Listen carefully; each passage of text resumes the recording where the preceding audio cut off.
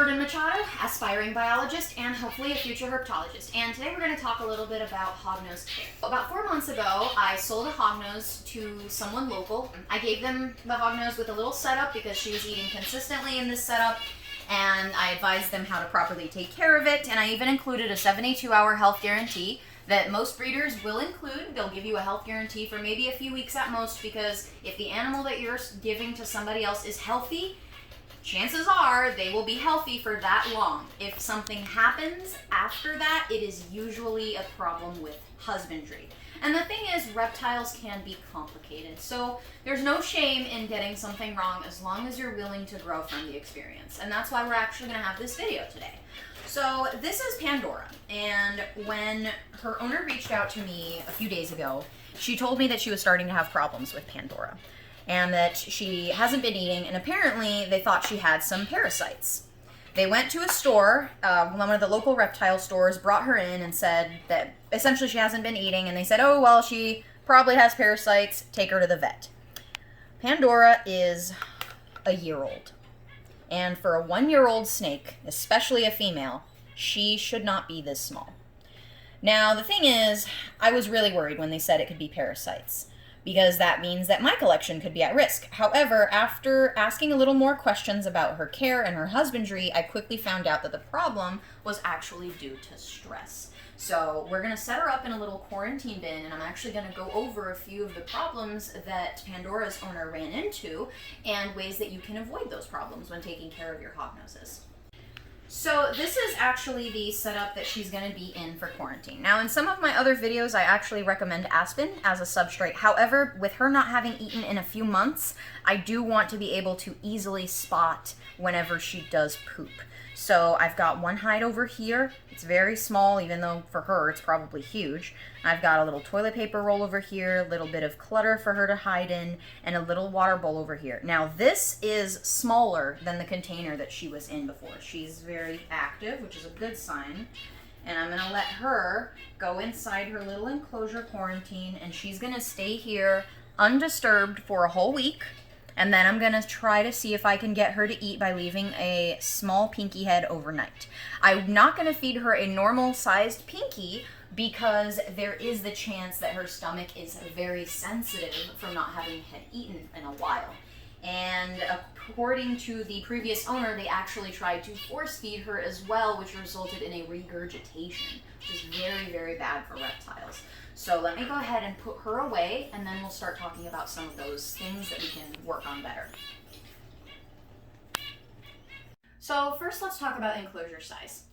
Now, when I asked them what size enclosure she was in, apparently she was in a 40-gallon tank with Eco-Earth as substrate and a single mini log that I think you get from ZooMed as a hide, because they ran out of funds to get more stuff.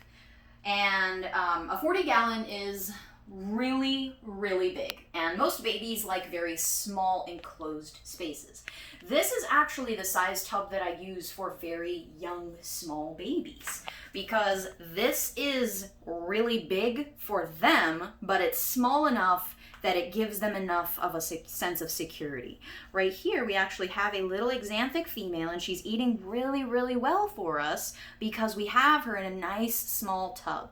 The thing is, most breeders will have hatchlings in small tubs, potentially even half the size of this one, so you definitely don't want to immediately start putting them into a very big enclosure. In fact, most hognoses will not eat if they're babies in anything bigger than a 5-gallon tank.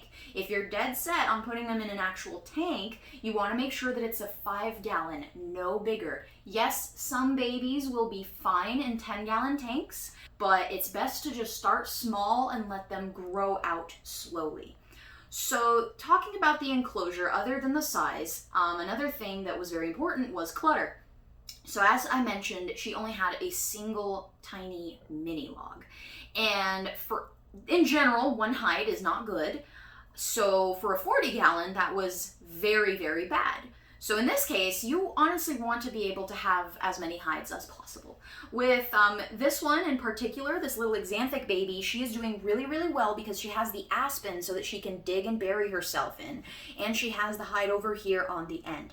If she was not eating for me, I would actually add more clutter, more leaves, and even another one of these just to give her that variety and that feeling of safety. Let's talk about temperature. When I asked her what the temperature was, she actually couldn't tell me what the temperature was. She explained that she was cleaning the tank, so she didn't have the probe in there. Now, the thing is, you need to be aware of the temperature that your hognose is being kept at, because if the temperature is too low, they might not be eating for you because they need that heat to properly digest their meals. So for your hognoses, you want to be able to properly keep them around 90 to 95 degrees Fahrenheit in their warm end. And if they don't respond well to a basking light, don't forget they're a burrowing species. Maybe try an under tank heater to keep that warm belly heat so that they can digest their meals. And of course, with any heating source, you want to make sure it's hooked up to a thermostat. That's just going to make sure that it does not get too hot so it will not burn them. Some hognoses can do fine around the low 80s, but the thing is, it's a very fast metabolism species. They need that heat to properly function. So that's kind of the main first problem that we ran into. I just went ahead and put the xanthic little baby back because I don't want to stress her out too much. And this is one of our pretty boys that we have at the moment. He's still looking for a new home, but I'm going to be handling him in the meantime. So now we're going to talk a little bit about feeding. So the thing is, hognoses don't usually have thick meals in general. With him being an adult male, you should not be feeding him something that is thicker than the size of his body. So for him, honestly, large fuzzies are probably a good sized meal for him once a week. He does not need anything larger than that. Now, hognoses can occasionally go months without eating, and that is normal. As long as they're not losing weight, it's okay for them to not be eating.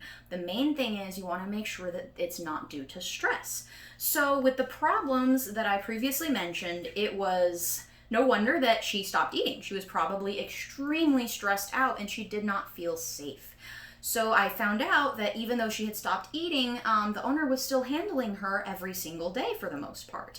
And the first thing you should do is stop handling your hognose if they stop eating. You want to make sure that you've had at least 2 or 3 meals without any problem before you're consistently handling them. Or don't start handling every single day. Give them a few days of a break. Additionally, she was actually being moved into a separate enclosure to be fed.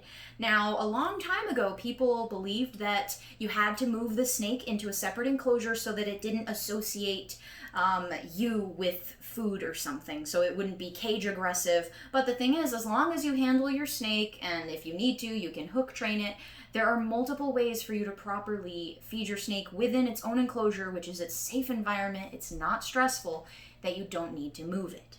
And most hognoses, pretty much every hognose that I'm aware of, will eat perfectly fine inside of its enclosure without any problem in regards to being aggressive. So that's another thing that was probably stressing her out. Additionally, after she rejected her first meal, the owner actually force-fed her a pinky. And the thing is, force feeding is very, very stressful on a snake and should only be used as a last resort. So the fact that she did it so soon resulted in more stress. So needless to say, she actually regurgitated the meal. So now on top of being very, very hungry and very, very stressed, she has an upset stomach. And that might have also created a very negative association with food, which means it's going to be a little harder for me to get her to start eating now. So in general, you want to make sure that the meals are a right size. You never, ever, ever want to force feed them. And you also should not be moving them to feed. Feed them inside the enclosure. If they don't accept food from tongs, you can just get a little plate or a little deli cup, the lid of a deli cup, or just flip a hide upside down and put their meal in there. As long as it's not on the hot side of the enclosure, it can be left in there up to 24 hours without any problems to your snake. Some of them just want to eat overnight.